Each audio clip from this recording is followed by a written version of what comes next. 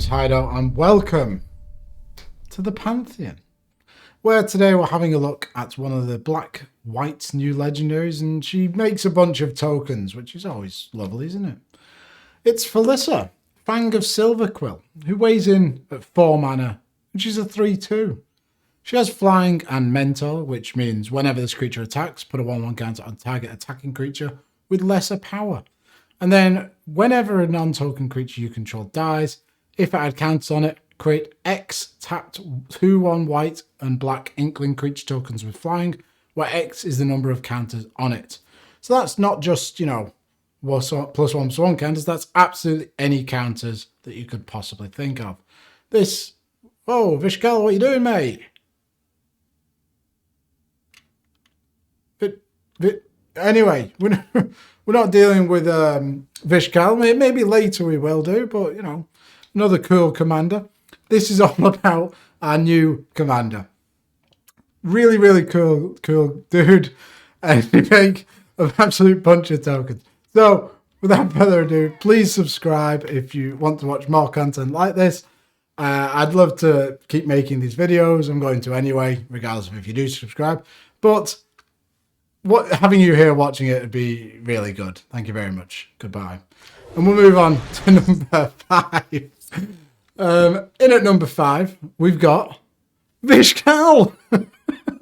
Blood Arbiter. 7 mana for a 5/5 with Flying and Lifelink. Sacrifice a creature, put X +1/+1 counters on Vishkal Blood Arbiter, where X is the sacrifice creature's power. Remove all 1/1 counters from Vishkal. Target creature gets -1/-1 until end of turn for each 1/1 counter removed this way. So, the last ability, we're not really that interested in. Removing the counters, we don't want to remove them. We want our creatures to die with a bunch of counters on it. The main thing we want is a sacrifice outlet. And Vishkal gets a ton of counters for sacrificing a creature. And then if we, sacrifice Vishkal to himself, you'll end up making an absolute boatload of tokens. To go along with this, Carrion Feeder, a classic sacrifice outlet.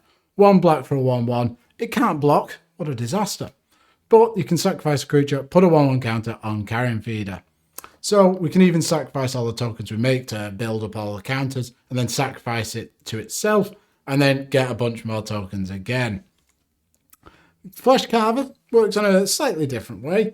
3 mana for a 2/2 with Intimidate. Pay 2, sacrifice another creature, so not a free sack outlet, but hey ho. Put 2 1/1 counters on Flesh Carver. When it dies, put an XX black horror creature token onto the battlefield where X is its Flesh Carver's power. So we get a massive dude and then a bunch of smaller dudes from our commander. Really quite nice. Finally, Woe Strider, 3 mana for a 3/2. When it enters the battlefield, create a 0/1 white goat creature token, and then we can sacrifice another creature, scry 1. You can escape it from your graveyard, which means you pay 5 and exile 4 other cards from your graveyard, and then it comes back. You can cast it from your graveyard. If it escapes, put 2 1/1 counters on it, so it already has a couple of counters built in. Really nice little sacrifice outlet. To go along with this, some +1/+1 sort of synergy is Basri's Lieutenant. 4 mana for a 3/4 with Vigilance, protection from multicolored.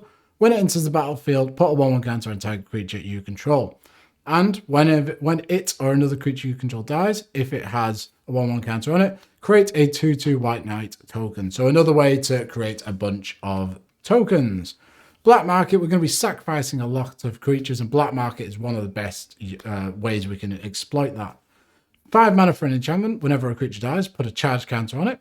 And at the beginning of your pre-combat main phase, add black for each charge counter on it.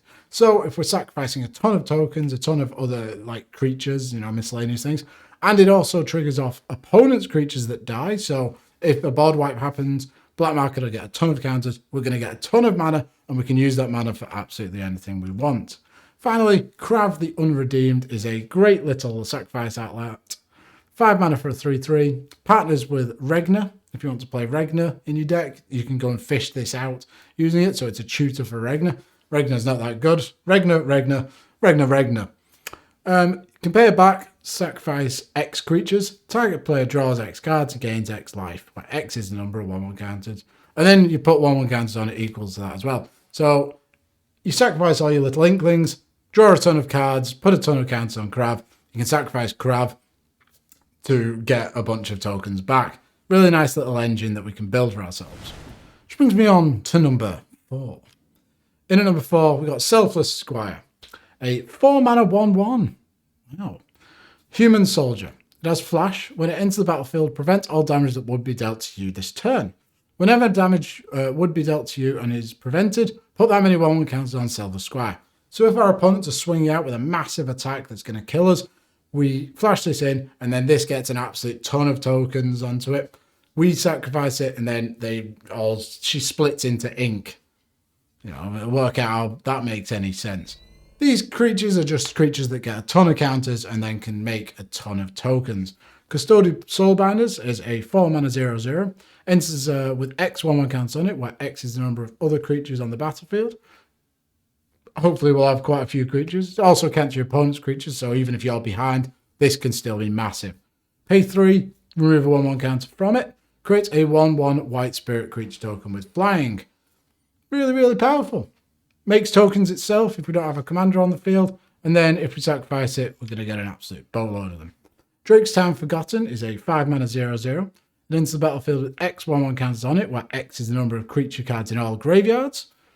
If the game's gone long, there's going to be a ton in there. Or if you're playing against a reanimated sort of Golgari deck. Pay 3, remove, or a cycling deck. Whoa, yeah, there you go. Pay 3, remove a 1/1 counter from Drake's Town Forgotten. Target creature gets -1/-1 until end of turn. Nice little bit of utility, but we want to sacrifice it to get tons of tokens. Finally, Myriad Construct is a 4-mana 4/4 with kicker of 3. If it was kicked, it enters the battlefield with a 1/1 counter on it for each non-basic land your opponents control. Generally, our opponents will have a lot, especially in EDH, as people get greedy, want to play a lot of colours, or they always want to have their fixing, so they're going to have a ton of non-basics. When it becomes the target of a spell, sacrifice it and create a number of 1/1 colours construct artifact creature tokens equal to its power. So even if it's targeted, we get a ton of tokens anyway. Nice bit of utility, but we can always sacrifice it before that happens to get a ton of counters through our commander. Thought Gorger is a really cool card. 4-mana 2/2 with Trample. When it enters the battlefield, put a 1/1 counter on it for each card in your hand. If you do, discard your hand. Oh dear. When it leaves the battlefield, draw a card for each 1/1 counter on it. So this can be really good, especially if you maybe proliferating counters onto it and then sacrificing it. You get a ton of tokens and you'll draw a ton of cards. Very, very powerful effect. Bloodcrazed Paladin is a 2-mana 1/1 with flash. It enters the battlefield with a 1/1 counter on it for each creature that died this turn. So if we've made a massive board state, and then, we don't have anything to protect it, like a Selfless Spirit or something like that, this comes in really useful as, our opponents wipe the board. Oh dear, what a disaster. But we flash this in. He'll be absolutely massive with loads of counters. We just sacrifice him, and then we've made a massive board state again. Really, really cool effect. Elenda the Dusk Rose is a 4-mana 1/1 with lifelink. Whenever another creature dies, put a 1/1 counter on it. And when it dies, create X 1/1 white vampire tokens with lifelink, where X is Elenda's power. So this gives us double tokens. We get all of our Inklings, and then we get all of our little vampires. They have lifelink. Nice. Which brings me on to number 3. And at number 3, we've got some interesting counter sort of synergies here. So Tetsamok, Primal Death, which the only GP I ever played in, I was doing really well, got to day 2, and then I was in the draft portion, and somebody absolutely devastated me with this card. So very bad memories, and I wish it didn't exist. It's a 6-mana 6/6 with Death Touch. You can pay a black, reveal it from your hand, put a prey counter onto target creature. Activate this ability only during your turn. So, and then also, in it into the battlefield, destroy each creature your opponents control with prey counters on them. So, for a single black, if we've got this in our hand, we can just put loads and loads of prey counters onto one of our creatures, and then if we sacrifice it, we get a bunch of Inklings. This is really, really cool synergy, and worst comes to the worst. Oh, what a disaster. We'll target all of our opponent's stuff and then blow everything up. It's a board wipe that works really well with our commander. A couple of other interesting sort of counter synergies. Bold Plagiarist is a 4-mana 2/2 with flash. Whenever an opponent puts one or more counters on a creature they control, they put the same number and kind of counters onto Bold Plagiarist. So this is a nice little token stealer. If our opponent's playing a lot of tokens, you know, we'll end up with a big amount of tokens and a large amount of inklings.